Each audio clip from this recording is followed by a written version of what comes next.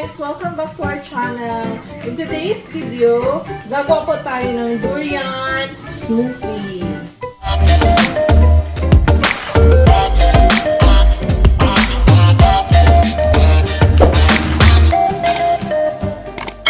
Ito ang ating mga ingredients. So, kailangan natin syempre ng durian. Then, ice. Then, condensed milk. Evaporated milk. Then, syempre, blender. So, pahugas na ako ng kamay. So, kunin natin yung durian. Ilagay natin siya sa blender. Pero dapat tanggalin ang mga liso, mga buhas. Mga friends, so, so, nalagay na natin yung durian dito, guys. So, add natin ang evaporada milk. So, kayo na-estimate nyo na lang guys ha, kung gusto nyo ba ng milky smoothie na so kalihan nyo yan. Then, ito naman condensed guys. Lagyan na natin ang condensed milk.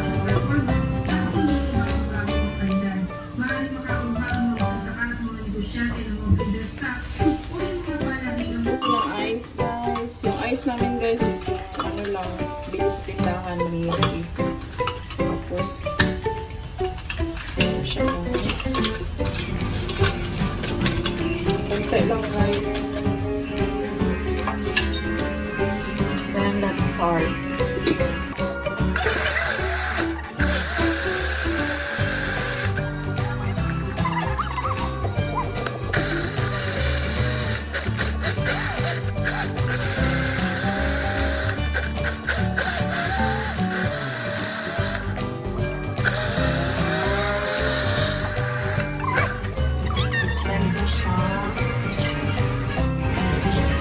Atin na siya ipapag sa baso.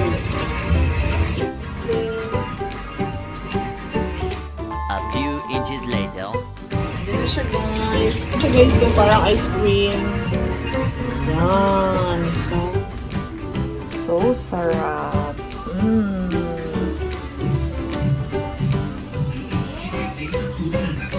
So creamy and yummy. So